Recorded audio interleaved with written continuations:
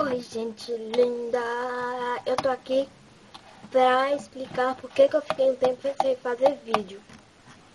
Olha que lindo! Que fofo! É Ana e Jack. Então, opa. Por que eu parei de fazer vídeos? E é porque estava os 15 anos da minha irmã, aí não dava tempo porque eu tinha que arrumar as coisas e ter que... E também eu voltei cansada, foi dia 4 de abril. Aí eu ganhei essas coisas, trecos aqui. Mas aí foi por isso que eu parei de fazer vídeo. Mas eu já vou voltar. O último vídeo que eu fiz foi notícias importantes. Ah, e só pra lembrar pra vocês, desculpa, eu fiz, o que eu ia falar mesmo, gente? Ai, eu esqueci. Eu não sei o que eu vou mais fazer. Não sei se eu começo a fazer. Eu tô lembrando, vocês têm que fazer perguntas. Sabe por quê? Porque o chat responde não está no ar ainda.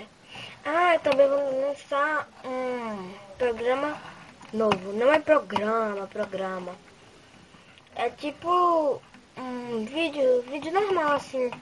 O nome dele chama Nada Pra Fazer. Não vai ter episódios assim. Vai ter o 1, 2, o 3, o 4, mas não vai ser episódio. Pronto. Aí isso foi só. Eu tô doida hoje, né?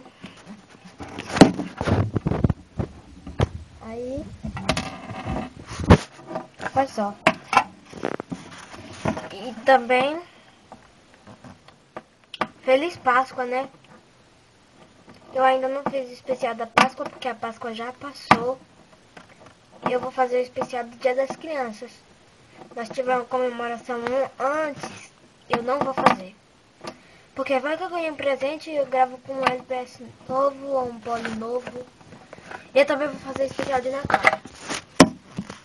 Tá? Gente linda. Tá enrolando no topo para o vídeo ficar mais completo.